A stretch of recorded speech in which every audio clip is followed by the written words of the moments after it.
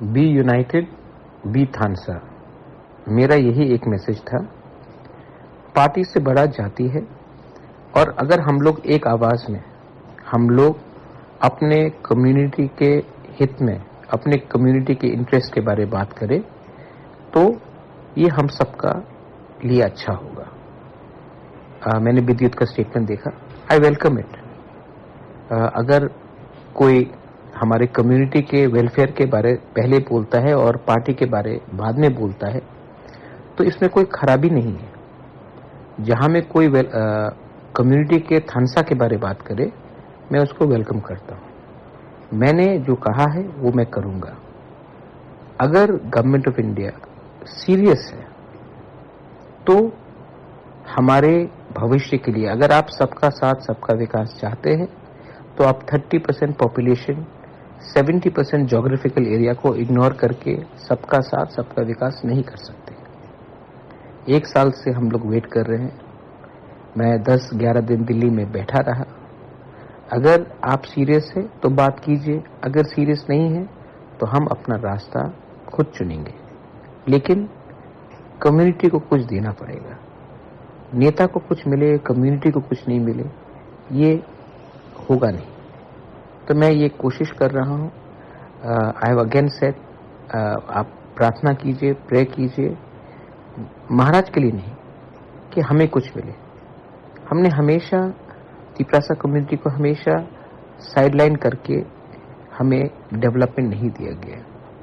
टीटीएजीसी में उस दिन सब जोनल का जब मैंने लाइन देखा, कष्ट मुझे हुआ। 27,000 लोगों ने 100 नौकरी के लिए अप्लाई किया, 110 नौकरी के लिए। कितना बेरोजगारी है। अगर हम लोग गरीब रहेंगे तो हमारा बच्चा का शिक्षा कैसे मिलेगा। आज हम लोग हानि बुसा होके भी भूमिहीन है। अगर नेशनल हाईवे बनता है, रोड वाइडनिंग होता है, कहीं में कोई प्रोजेक्ट आता है, तो हमें कॉम्पनसेशन नहीं मिलता क्योंकि हमारे नाम में जमीन रजिस्टर्ड नहीं है। ये कौन से नॉर्थ ईस्ट में जगह है जहां में इंडिजिनस पीपल को अपने ही जमीन में परमिशन चाहिए अपना घर बनाने के लिए, कॉम्पनसेशन के लिए। तो ये सब चीज बहुत इंपॉर्टेंट है। सब लोग टेक्निकल पॉइंट में जाते हैं, मुझे प्रैक्टिकल पॉइंट देखना है कि हम अपने बच्चे का भविष्य कैसा ठीक करें। पॉलिटिकली आप देखेंगे कि हम लोगों का पॉलिटिकल राइट्स क्या है, कुछ नहीं। और कोई अगर त्रिपुरा को आइडेंटिफाई करता है तो Maharaja, son of the soil, Tiprasa होकर आइडेंटिफाई करता है। लेकिन हमें क्या मिला है? आज अगर टूरिज्म को प्रमोट करना है तो नीर महल, उज्जैनता पैलेस, माता बारी किसने बनाया? वो हमारे पूर्वजों ने बनाया, हमारे लोगों ने बनाया। लेकिन पैसा कौन कमा रहा है? 86 से बाहर स्टेट गवर्नमेंट कमा रहा है। उसका कुछ शेयर तो हमारे पास आना चाहिए।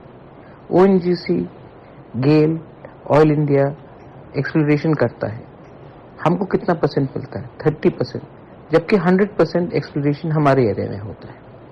आज अगर ईडीसी का बजट सिर्फ 2% स्टेट बजट का है, जबकि 35% लोग ईडीसी एरिया के अंदर रहते हैं, तो ये इंसाफी है या ना इंसाफी है? ये सब चीज हमको सोचना पड़ेगा और हमें अपने कम्युनिटी के बारे में पहले बात करना पड़ेगा। जिस दिन कम्युनिटी पॉलिटिकली, इकोनॉमिकली और लैंड वाइज सिक्योर होगा, तभी हम बराबर होकर बात कर सकेंगे। आज हम लोग नहीं डिमांड कर रहे हैं किसी का सिंपैथी, आज हम डिमांड कर रहे हैं हमारा अधिकार, कॉन्स्टिट्यूशनल राइट्स। अगर कोई सीरियस है तो बात करें। अगर सिर्फ आपको पॉलिटिक्स ही करना है और आप सीरियस नहीं है तो थैंक यू वेरी मच, लेकिन आई एम नॉट इंटरेस्टेड। जवाब उनके कोर्ट में है। अगर वो देंगे तो हम जाएंगे, अगर नहीं देंगे तो इतने साल अकेला लड़ा है, अकेले ही लड़ेंगे।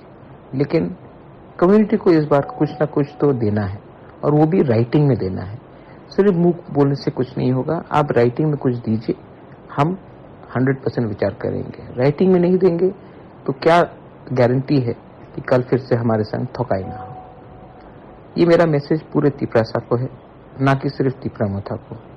आईपीएफटी को है, बीजेपी जनजाति मोर्चा को है, एसटी सेल को है, आप पॉलिटिक्स इस बार मत कीजिए। मैं सबके लिए कुछ चाहता हूं, पार्टी के लिए नहीं, जाति के लिए। अंत में मेरा एक ही लिमिटेड पॉइंट है, कम्युनिटी को इकट्ठा करो। अगर हम लोग एक ब्लॉक होते हैं तो कम्युनिटी का भला होगा। अगर हम लोग अपने स्वार्थ के लिए, अपने पोजीशन के लिए, अपने पावर के लिए अगर हम लोग अलग अलग आवाज़ में बात करेंगे तो नुकसान हमारा ही होगा। मेरा यही एक स्टेटमेंट था। अगर आप इसको समझ सकते हैं तो हमारा भला होगा। यही मैं आपको कहना चाहता था। बेलाय नो हम्बाई। बेलाय बेलाय नो हम्बाई। गॉड ब्लेस दी प्रसाद दोफा।